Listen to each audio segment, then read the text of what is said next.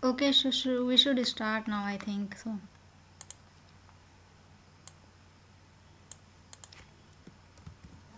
Yes, yes. So, I have just created a simple program in which I have three variables, one for variable 1 name, variable 2 and result. Okay. Let me Yes. share my screen first. Sorry for that. Okay.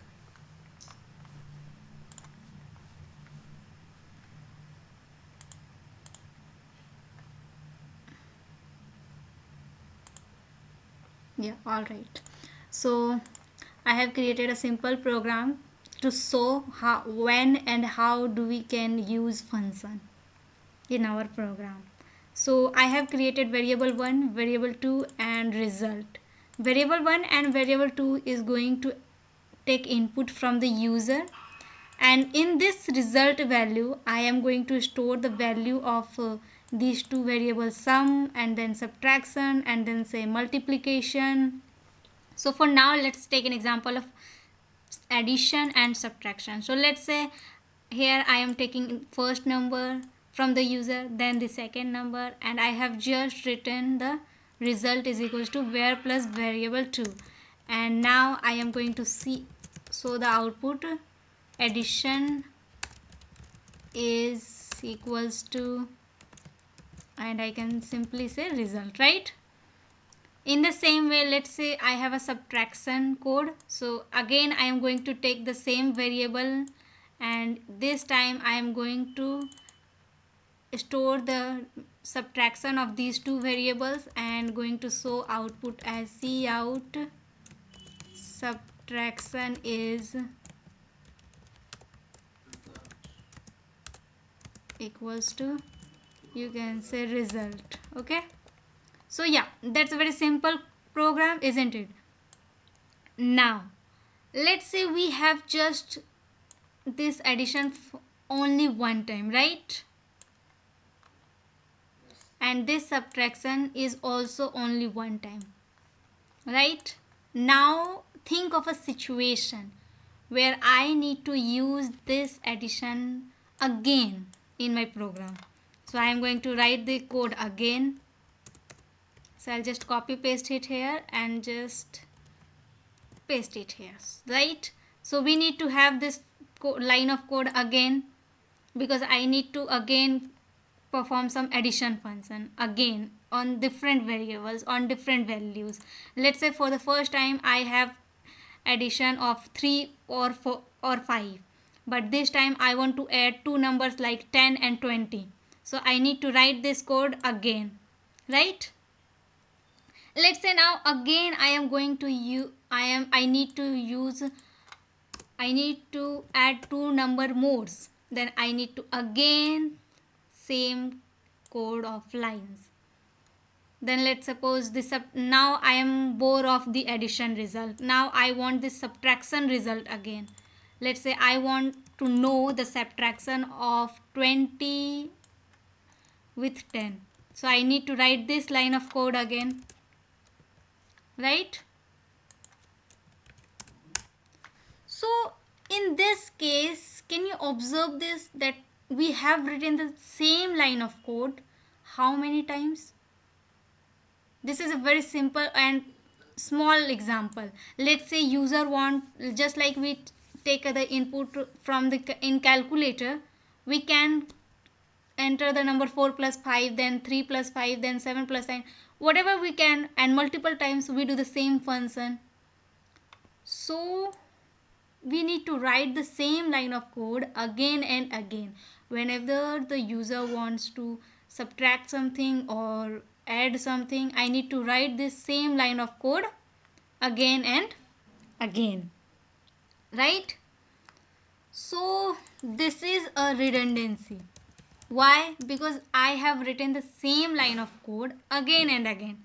So instead of repeating this, just like we have take the example of for loop, where we have a same task need to be performed multiple times, then what we go for? We go for loop, right? But the loop situation is different than function.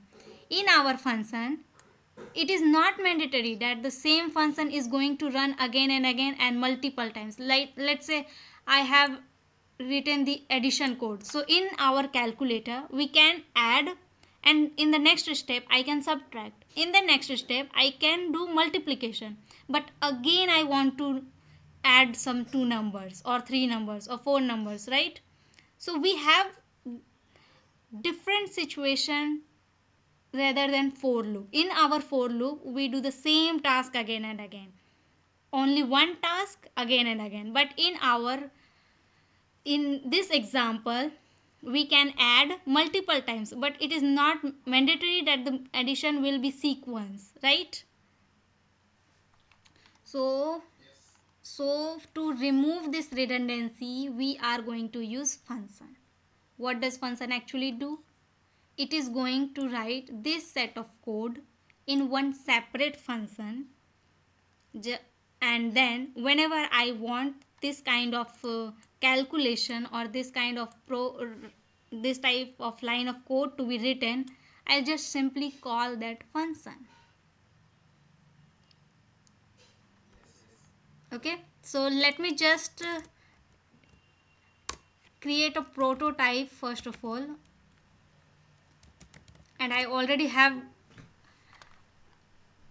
explain about prototype. It just shows the compiler that how our function is going to be look like. Yes, it's a blueprint, you can say.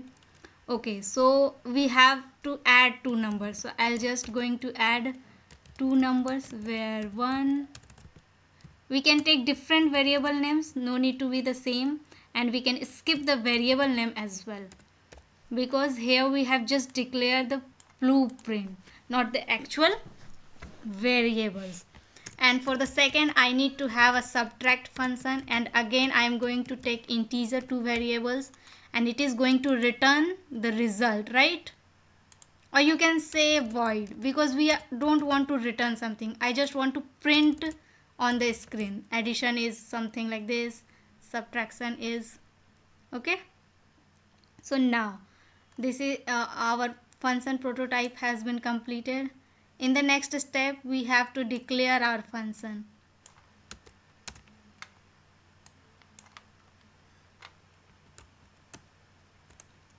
So here void add int var1 comma int var2.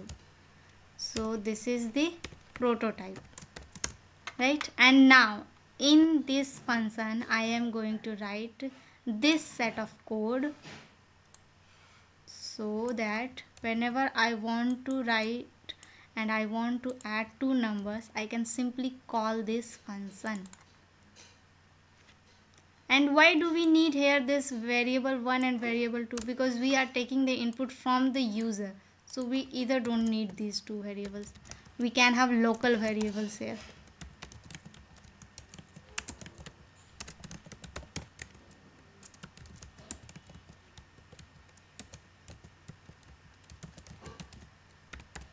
Right? So instead of that, now it is whenever I want this addition function to be, whenever I want to add two numbers, I can simply call this add function. For the same I am going to create for the subtraction, right? Void subtraction. And because we are not expecting any input from the user, I need to skip this, right? I need empty parameters, because we are taking the input from the user directly. So the same set of line of codes will be there as well. So here we have subtraction,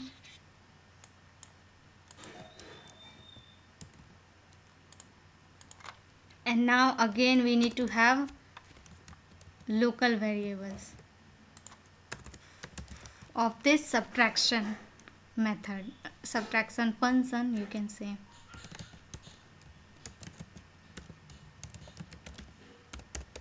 All right, so now instead of writing the same line of code, I can just skip all of these codes from here in our main method.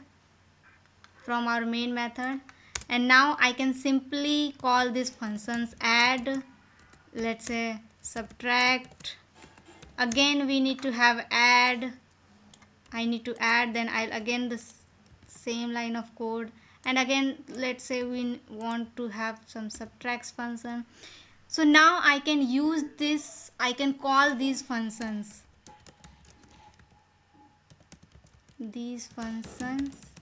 as many times as we want. Okay, so now I can use this function instead of writing the same line of code again and again. I can just simply call these functions to perform our task. Okay, so is there any doubt there? All right, now we are going to look for, yes please.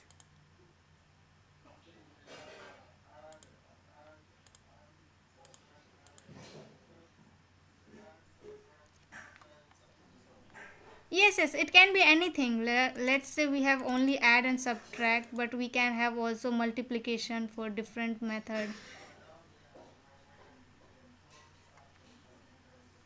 Yes, same way. So if we want to create a calculator, then we can use the same concept of functions there, right? All right, so I think it is much clear now. And now we are going to have a look for one of the question of for loop. Right, why is this mouse? So I want a result of something like okay, before that, what is nested loop? I need to explain this first.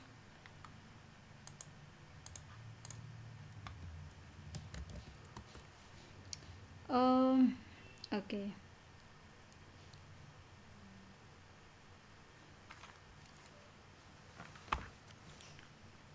mm,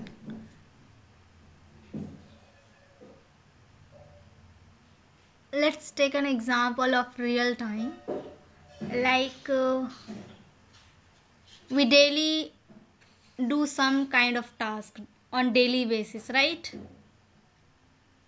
In the morning we wake up, then we have our breakfast, then we go for our work, and some kind of things which we do daily, right? Let's say let's say take an example of year or month or week first. Okay, so the in the first week, let's say suppose it is our first week. So in the first week we go for work on Monday, Tuesday, Wednesday, Thursday, Friday, and Saturday and Sundays are off, right? Oh, all right. This is, I am talking only about the first week. Let's say take an example of the second week. The same thing happen again, right? Then again for third week, again the same. So yeah, it's a recurrence relationship, right? We have the same set of tasks, same, based on some conditions, based on some repetition days. Like if we take about days, week, so it is going to repeat again and again after every 7th days, right? So if we have started working from Monday, then it is going to done, and then from the next Monday we are going to again the same task of things, right? So in the same way we have only seen about for loop, right? Till now we have only seen about for loop. For what purpose for loop is going to be used? It is going to be used to perform a task right?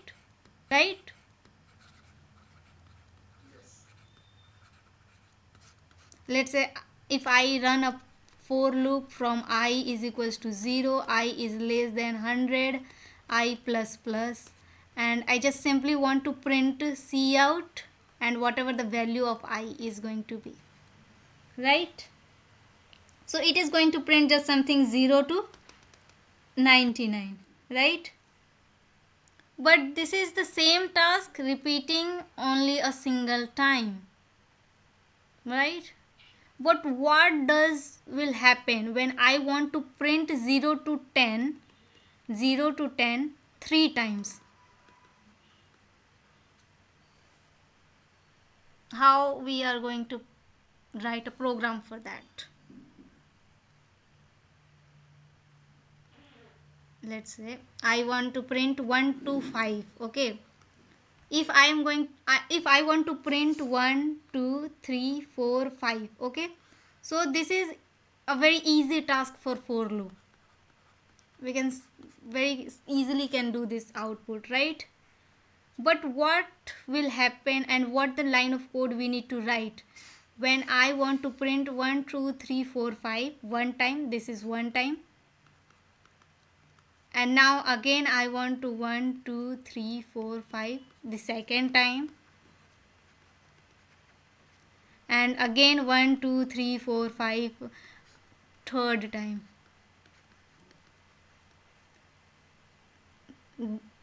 So what we can do for this?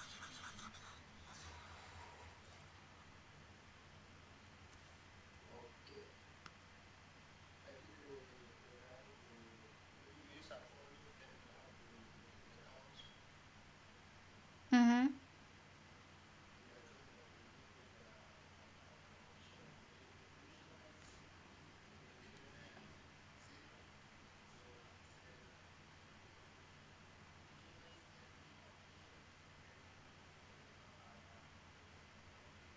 Can you write the program for that in the chat box or wherever in the note? Okay, okay, sure. For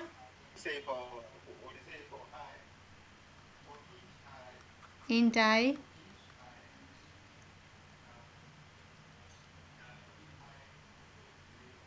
Mm-hmm.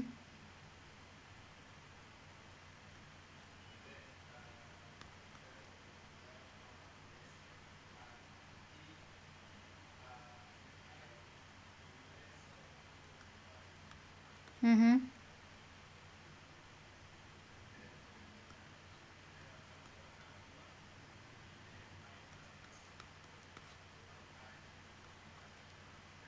Mm-hmm.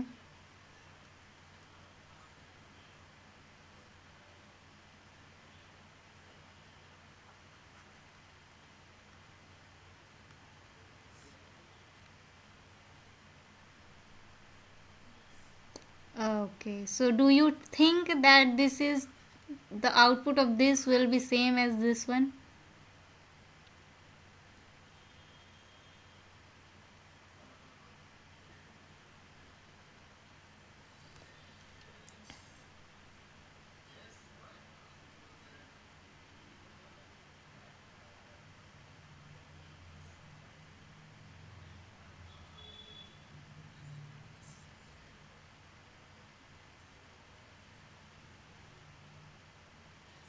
No. Let's have a trial run for this. So we have created a variable I is equals to 0, right? And 0 is less than or equals to 5. Yes, it is, right? So it is going to come inside, right? And it is going to print C out I. So what is the value of I? It is 0, so it is going to print 0 here, and then I plus plus, so it is going to increment by 1. 1 is again less than or equals to 5, so it is again going to print the value of I. And what is the current value of I? It is 1, so it is going to again print 1 here. Then it will going to continue like this: 0 1 2 3 4.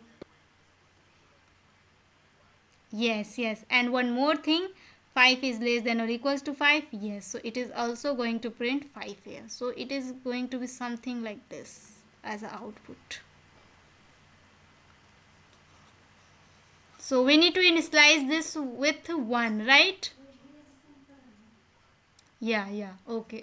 Let me initialize this with 1 now. Okay. Now it's perfectly okay for this output. Right? Yeah, that's completely okay. But my question was that this is okay for only this output, not the rest of these. Right?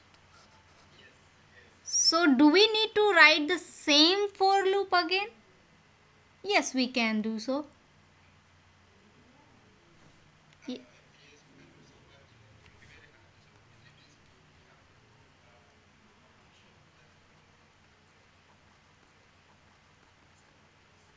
Yes, we can write a simple function for this, and how many times do we need? We can just simply call that functions, right? Okay. So this is also a redundancy. We have same for loop 3 times, right? Okay. So we can go for a function, but let me clear one more thing. When do we use function and when do we use loop?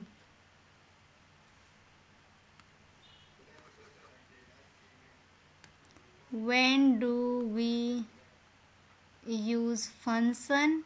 Let's clarify this first. And when do we use loop?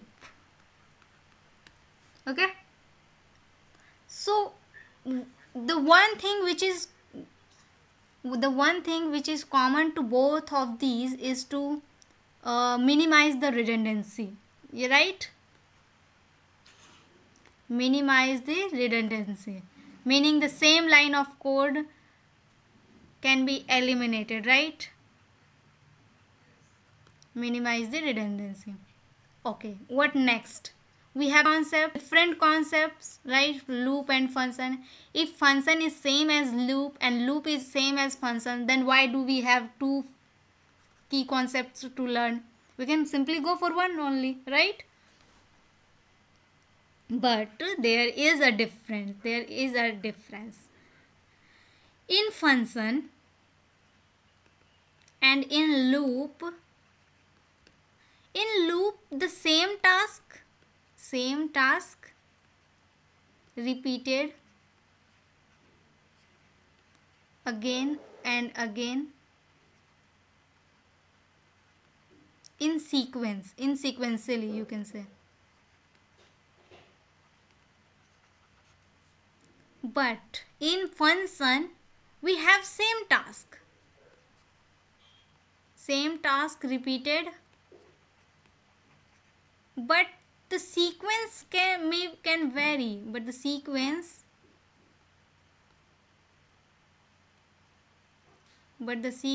can vary. What does this mean actually? Okay, so we have taken an example of add and subtract, right? And we have taken an example of 1 2 3 4 5, right?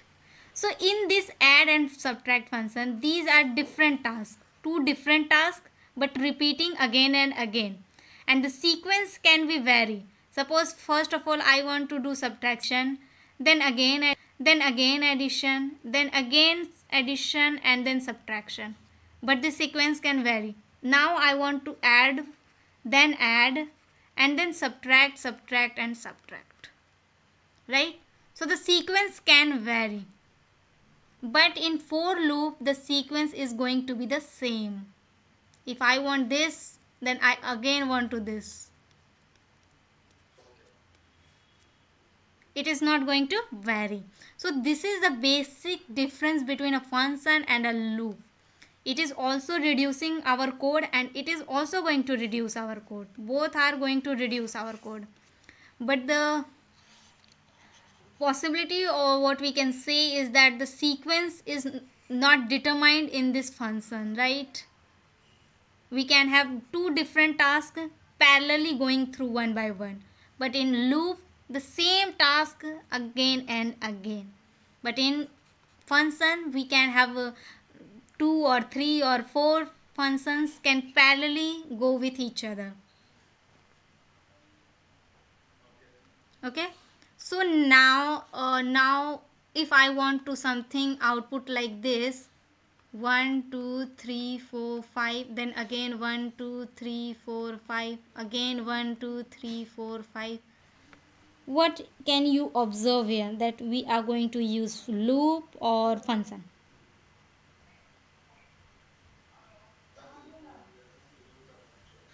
No, that is a loop.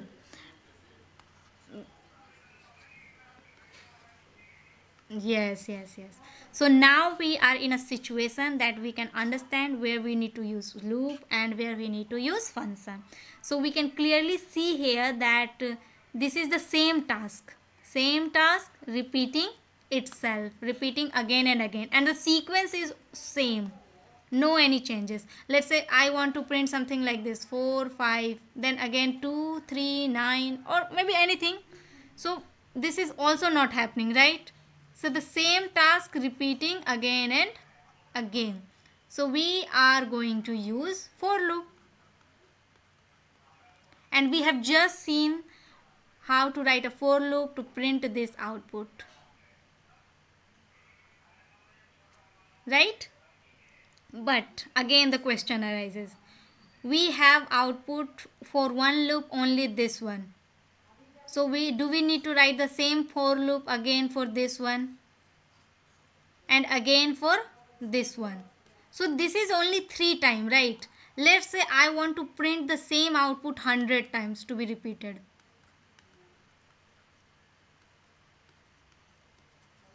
So do we are going to write the same for loop 100 times? That's not an efficient way to write. Okay, so we have think of this that a for loop is going to repeat itself. This is a for loop we have written. I is equals to 1, I is less than 5, I plus plus. Out, C out, C out, I. So we can think that this for loop is going to repeat 3 times. Right? If we want to output something like 1 2 3 4 5 3 times, then this for loop it needed to be again repeated 3 times, right? If the user want the same output 1 2 3 100 times, then how many times this for loop is going to be repeated? 100 times. Okay, so we have learned one thing in loop concept, that whenever something is happening again and again and repeating something, then instead of writing the same we can use the for loop. So we have a situation where this for loop is going to repeat itself 5 times or 3 times or maybe 100 times, right? So in that kind of situation we can use one more for loop to repeat this for loop.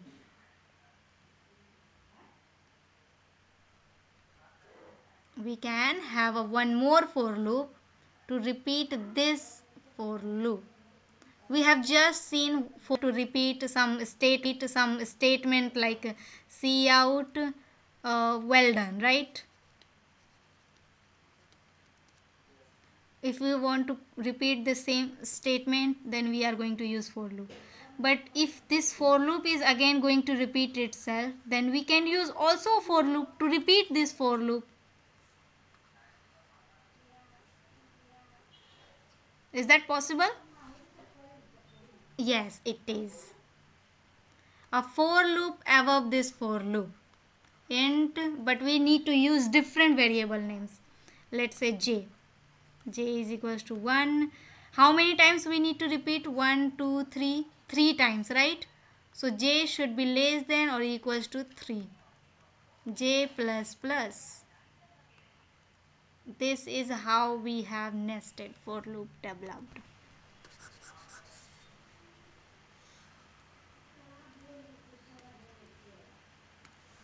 Are you getting the point?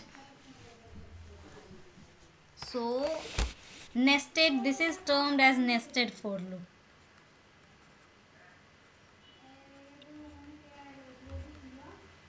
Nested for loop. So this for loop is going to be repeated 3 times, right? So instead of writing this for loop 3 times, what I have done is that I have written one separate for loop to repeat this for loop 3 times.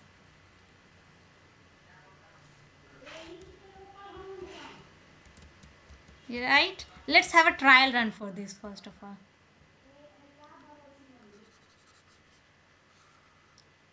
Is it going to show the same output as we have expected or not? So we have created one variable called j, right? And we have a separate variable I. So we have j is equals to 1 and j is less than or equals to 3. Yes, it is, right? So it is going to enter inside this block, right? And whatever the inside this block, it is going to repeat itself. So here inside this block again we have a for loop. So the same sequence of execution is going to follow. So again we have I variable initialized with what? 1. 1 is less than or equals to 5? Yes, it is. So it is again going to insert inside this one. See out I. What is the value of I? It is 1. Again I plus plus. So it is going to have 2. So once this for loop condition is satisfied first time, let's say first time, then it is going to enter inside this and it is going to repeated 5 times, right? And when this 5 times will be completed, the execution will come here and it is again going to increment the j plus plus value. And once again this is going to enter here, this is again going to repeat this itself 5 times. It is again going to repeat itself 5 times.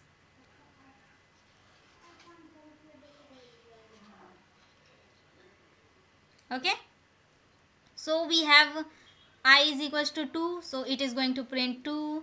Then again I plus plus 3. We are still in this for loop, inside for loop, right? So we have 3, then again I plus plus 4, so 4 will be there. Then I plus plus 5 will be output there. This is our output box. Then when I will be 6, so this time this is going to return false, which means the inside of the code has been executed successfully. Now j plus plus. So we have 2 is less than 3. Yes, it is. So it is again going to enter inside this for loop and this for loop is again going to repeat itself 1 2 3 4 5.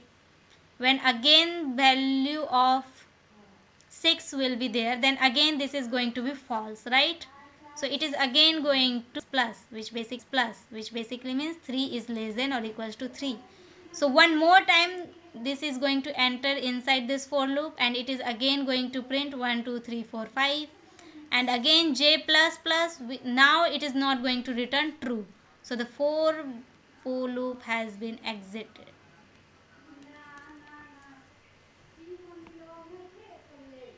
Okay,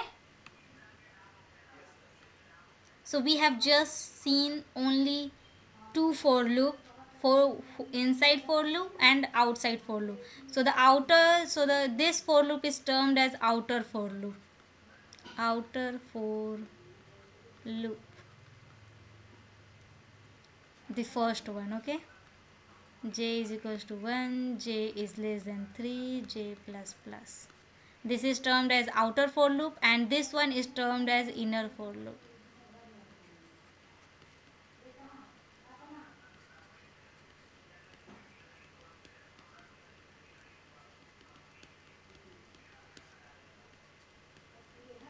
Okay, so now I hope you understand what the nested for loop is all about. So we have just seen only two for loop, right? Only two for loop. It can be multiple times. We can have one for loop, and inside this for loop we have multiple for loops. This is for loop, then this is for loop. We can have multiple for loops inside a for loop. So this is basically based on some conditions. Yes, yes, just like we have seen the example of if else, right? So in the same way it is going to be repeated itself. Let's say if this for loop is going to satisfy, then this will come to here. When this the for loop is going to be printed the whole task of this, then this is going to be executed, and then this is also going to be executed finished, then it is again going to increment this, and this process is continuously one by one. So if we have some time of situation where we can use, so we can use this type of things as well.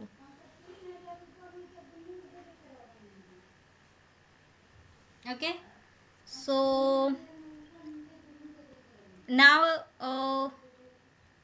okay, so you are going to practice by your own. Okay, so 5 4 3 2 1, 5 4 3 2 1, 5 4 3 2 1. What would be the code to output for something like this one?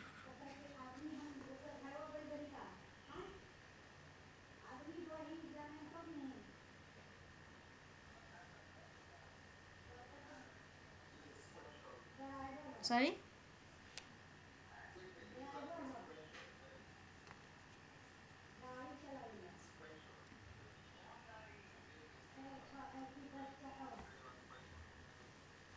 So again we need to have two for loops, right?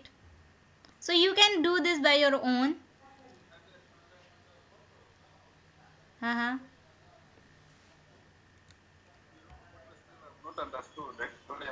Yes.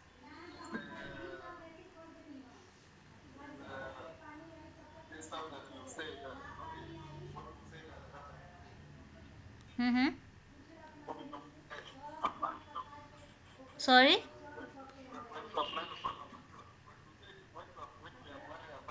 Mm-hmm.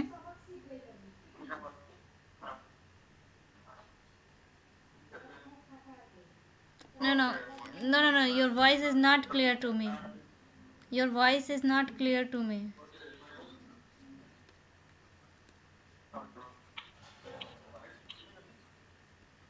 Yes.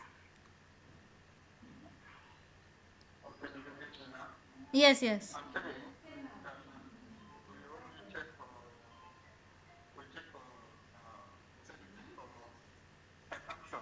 Mm-hmm.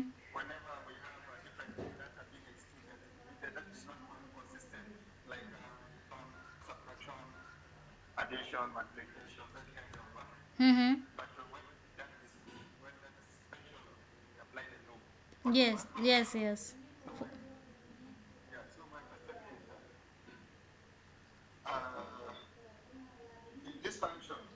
Mm-hmm.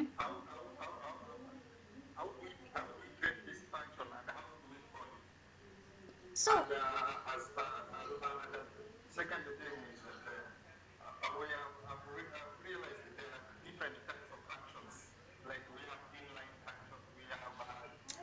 Yes, yes, yes, yes, yes, yes, yes, yes. I have just explained the basics of functions. Basics of functions.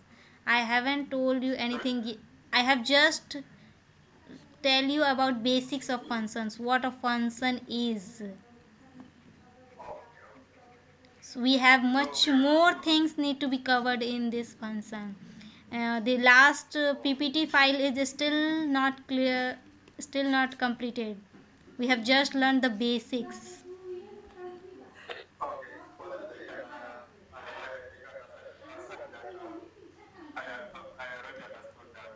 Okay, okay. So, do you want to continue the functions? I think we still have 20 minutes left.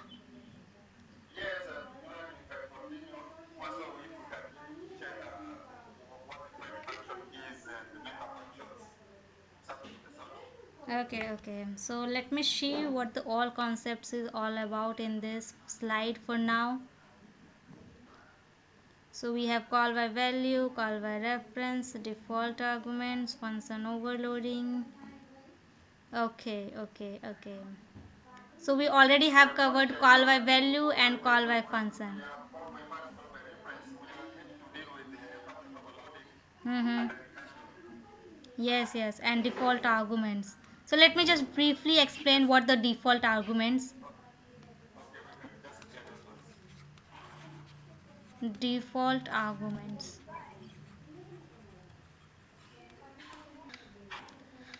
Okay, all right. So let's suppose I want to create a function to, let's say I want to create a function to circle, area of circle. Okay, and inside this I will just ask the user to enter the radius, float radius, right? And inside this I am going to have a variable called area, and this area is going to be 2 into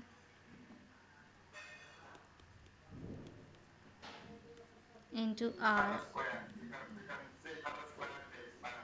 Yes, it is going to be r square, which basically means, no, because it is a computer keyboard, so we need to write something like this, r into r.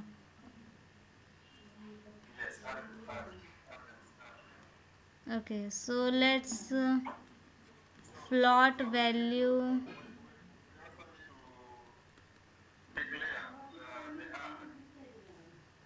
Yes, let me just clear this first. Wait, just a minute.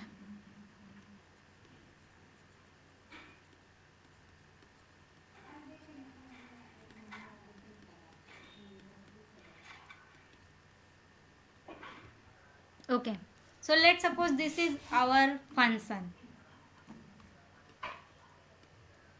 and it is going to return the value. First of all, return area.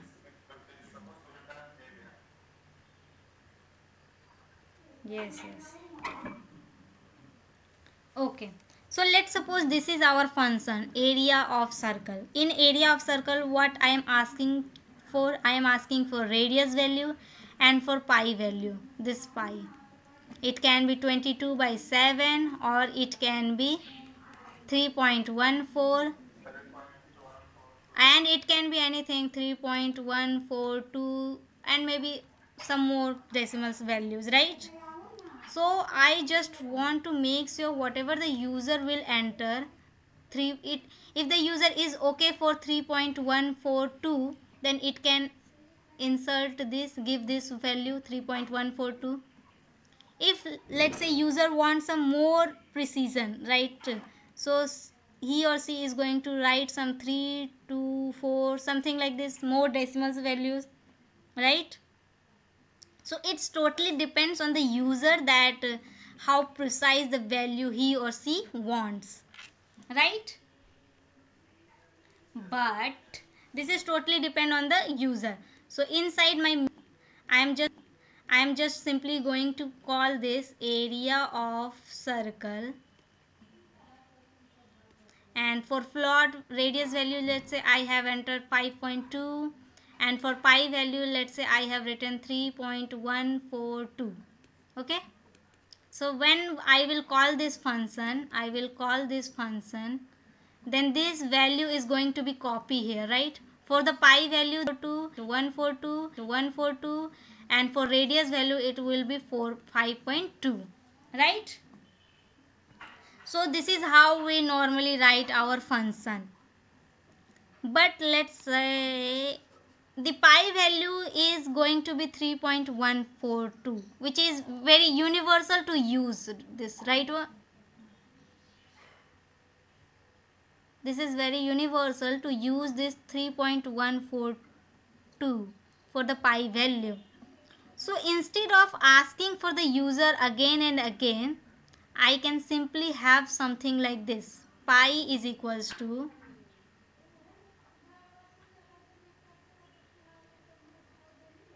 I can simply write this pi is equals to 3.14. What is this? This is termed as default arguments. If let's say now user don't enter anything from here and they just provide the radius value, then this function is again going to be called. For this time radius value will be 5.2 and the pi value is not have given, then the default value is going to be used. Default means what? We have something which is by default is going to be executed. If doesn't have executed, then this is definitely going to be executed, right? So in the same way, if the user provide value, let's say now user called 5.3 comma 3.1 only. Okay, so it's totally depend on the user, right? User requirement. So now it is again going to call, but this time this pi value is going to be 3.1 only. This default value is not going to be executed. Yes. Okay, so we can have something like this which is termed as default arguments to our functions. If the value is provided, then this value is going to be assigned. If the value is not provided, then the default value is going to be used. Get you. Okay, so I think that's a very easy concept to be understand. Isn't much of these things. Now the function overloading. Okay, so we have just taken an example of add function, right? Add Yes. int which is going to sum two numbers.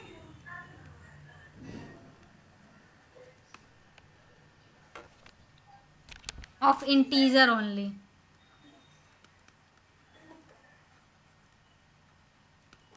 Okay, now let's say suppose a situation where I want to sum three numbers of integers of integer value. Again think of a situation where I need sum four in number of integer value.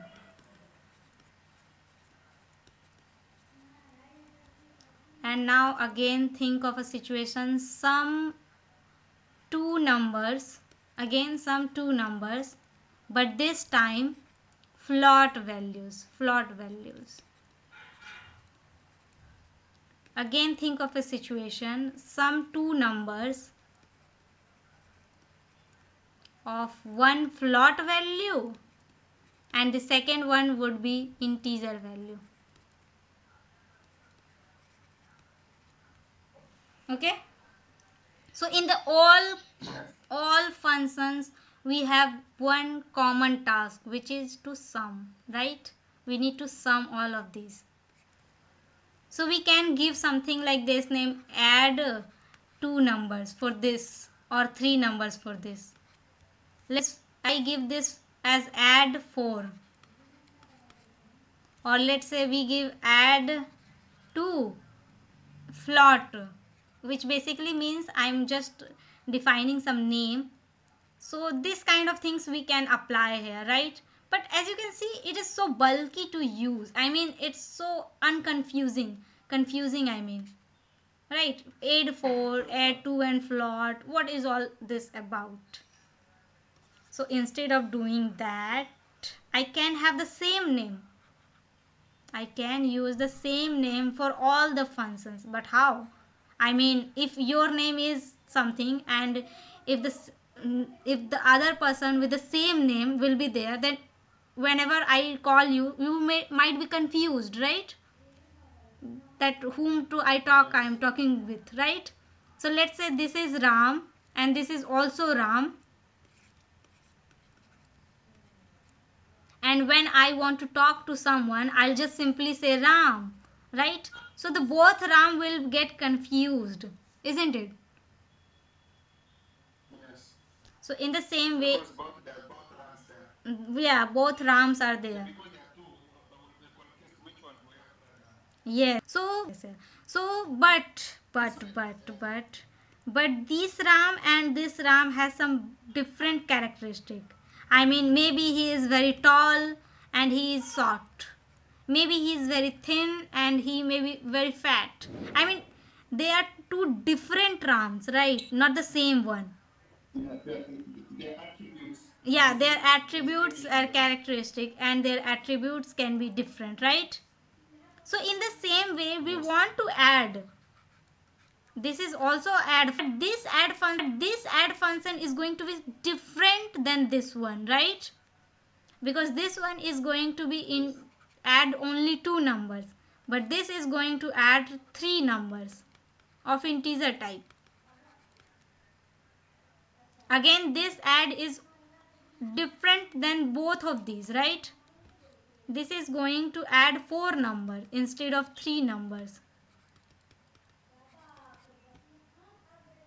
and this one is going to be again different. We have two here, two numbers here, and we have also two numbers here, but this time we have floats number to be added, not the integer one. And this is again going to be very different. We have one value of float and the second one would be of integer. All right, so we can see here that we have the same name, but the attributes and the parameters are different, right? Of different type, of different numbers. We have 2 here, we have 3 here, we have 4 here, we again 2 here, but this is float and this one is integer. This one is again integer and float both. So can you see that the same name but with different attributes? It's just same here. They both have same name but different attributes, right?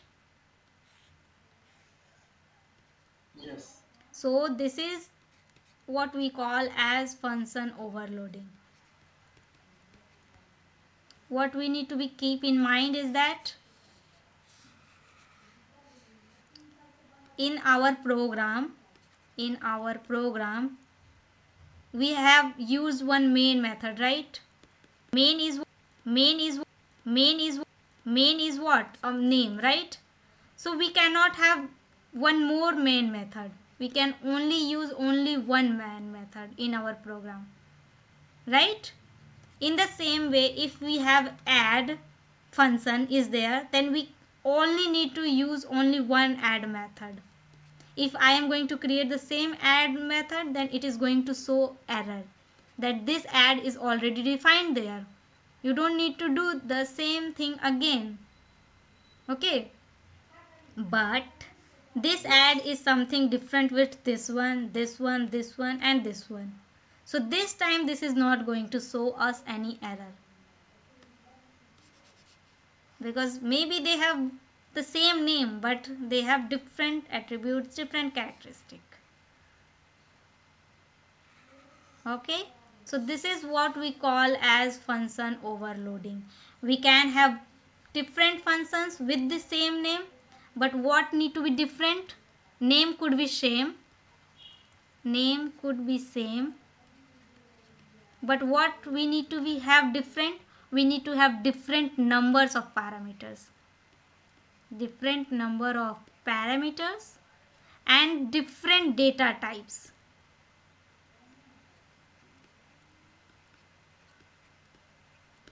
Okay, so here we have only two of integer type. We cannot create one more with the same name with the same parameter of int. This is going to show us error.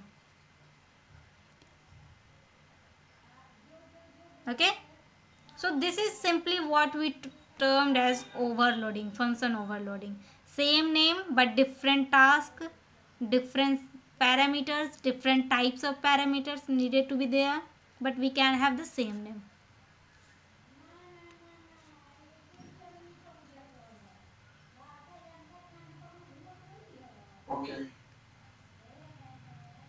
And why do we? Yes, yes, please. Mm-hmm.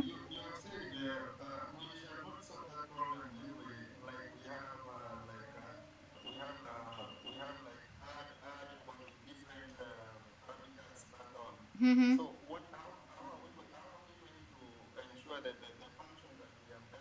Mm-hmm.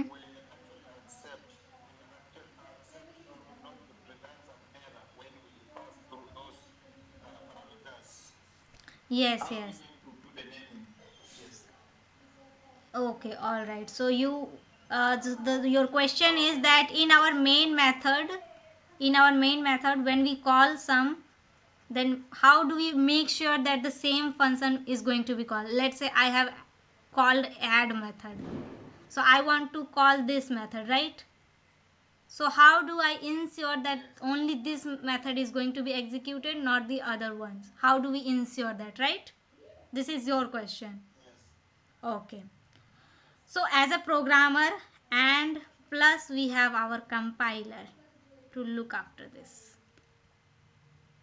Let's say I am going to add something like this 5.2 comma 3.2. What do you think, which add function is going to be called?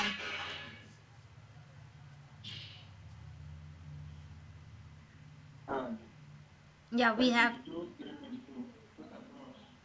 yeah, two numbers with float data type.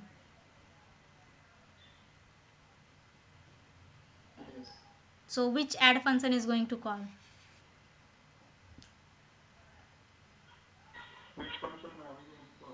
Yes, yes, I'm asking to you which function, what do you think, which function is going to be called when I write something like this? Which one of them is going to be executed?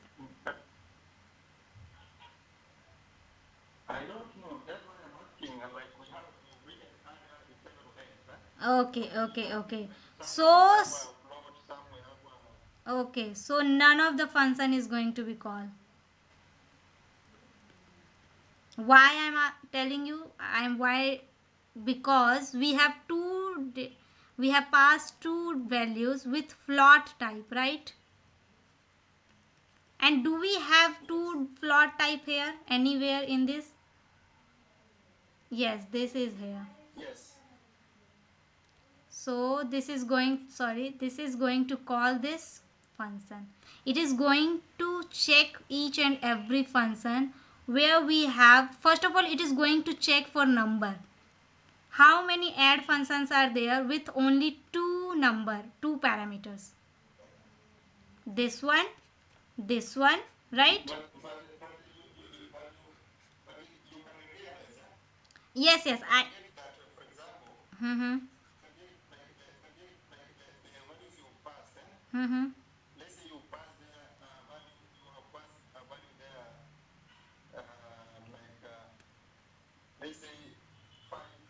Five.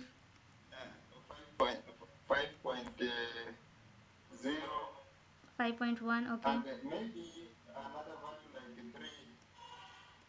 So again it is going to look for, so the compiler is going to do our task for selecting what the function is going to be called.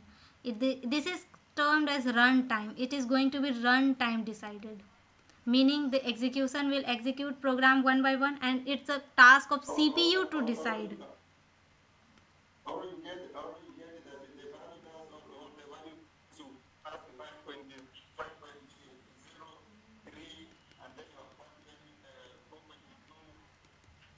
Okay. Okay, okay, okay, okay. Okay, okay. So okay. So suppose this one is going to be have I just write this line of code. Add 5.03 and 4.2. So first of all, it has three parameters, right? And how many functions with this name add with three parameters are there? We have this one and we have only this one, right? Now it is going to check for each and every data type. This is of float type. So do we have float type here? No, we don't have. This is integer type. We have integer type. This is again float type, but this is integer type. So this is not going to match with this one, right? This is not going to match with this one. So this will generate error. So the error message will show us that this add function is not defined.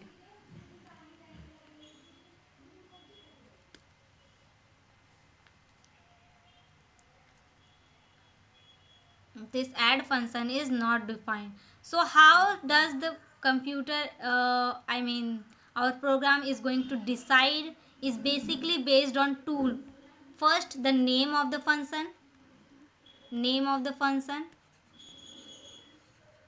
and then it is going to look for number of parameters, and then it is going to look for data types of parameters. Okay, so first let's say we have write add 5.0 comma 2 comma 3.0. So it is going to first look for this add. Okay, so we need to call this add function, and as we can see we have multiple add functions are there, right? So which one need to be called? How do we how the computer will decide? So first of all, this is going to see all the add methods, and then it is going to calculate number of parameters. How many parameters are there? Okay, so 3 are there. So it is going to filter all of the add method which have 3 parameters. Let's say we have 2 with 3 parameters. Let's say we have add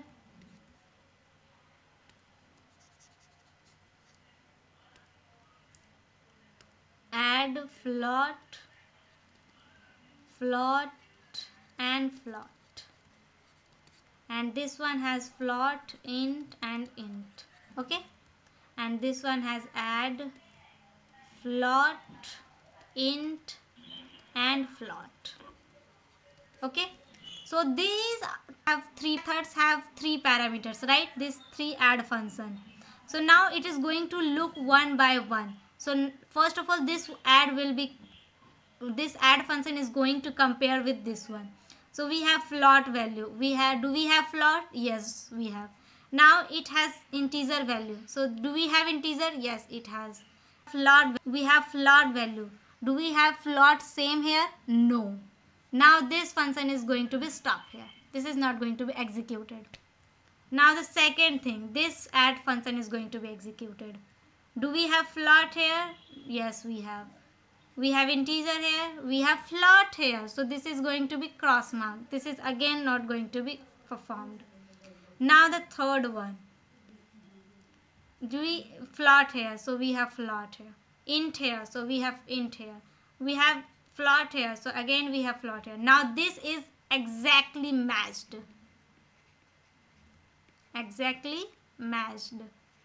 So this function line of code, whatever we have written inside, this is going to be executed now.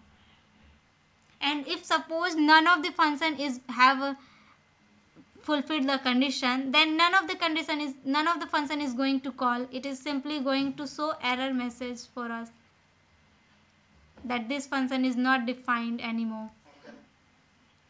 So this is how the computer decide at runtime. Okay, so yeah, that's it for today.